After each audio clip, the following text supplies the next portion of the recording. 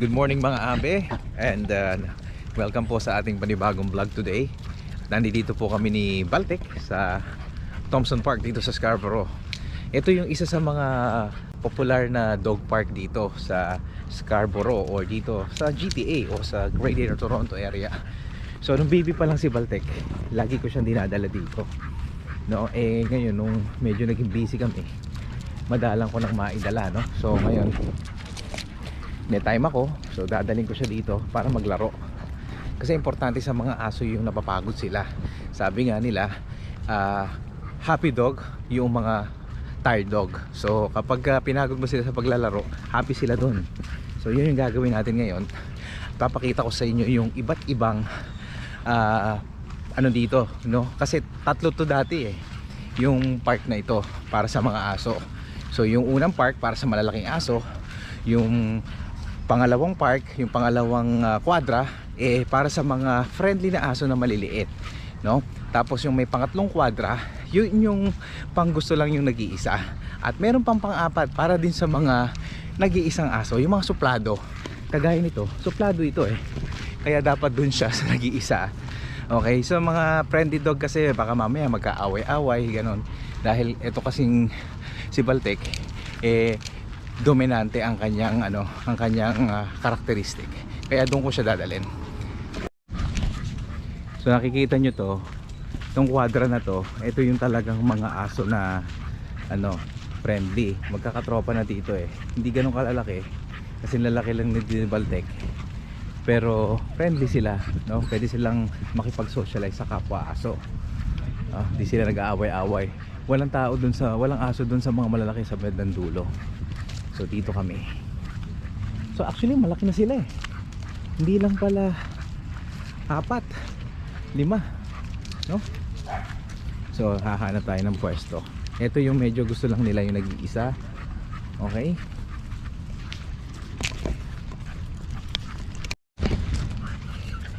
Ayun, no? Kinukusto natin si Baltic ng isang aso dito. Ayan.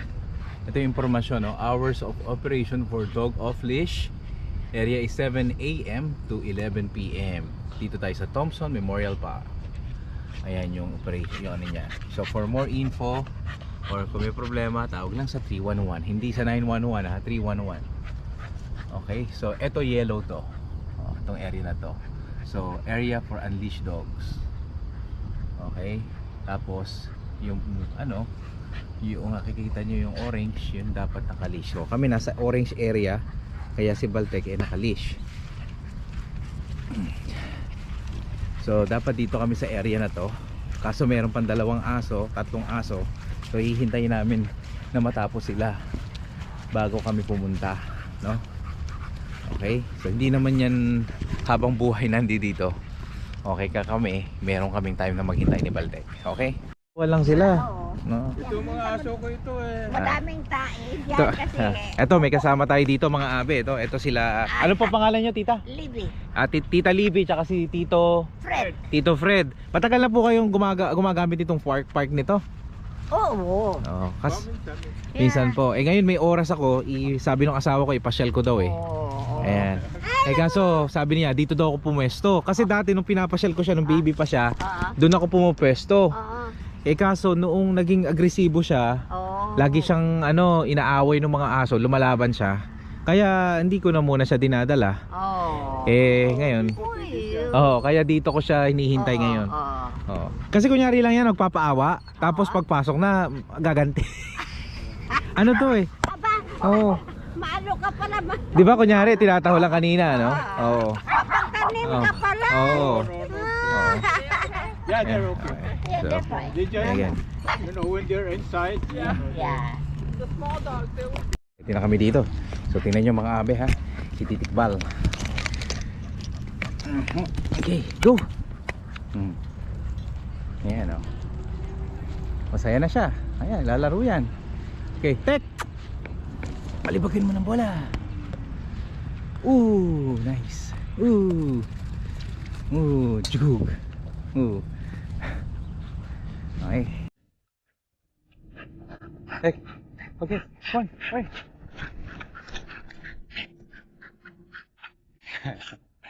Come here. Sino si Baltec, oh? Tek, Tek. Ito yung ano.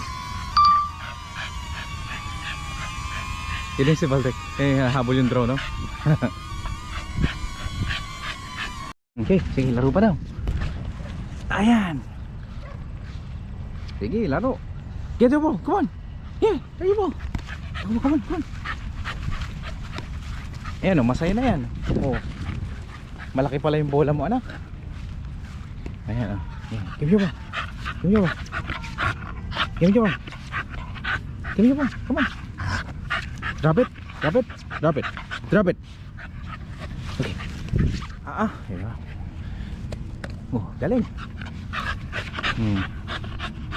Text it. Okay, go. Tingnan natin kung babalik. Come on. Ayun, oh. Drop it. Oh, din drop. Okay, mga abe, so pagod na tong bata ko.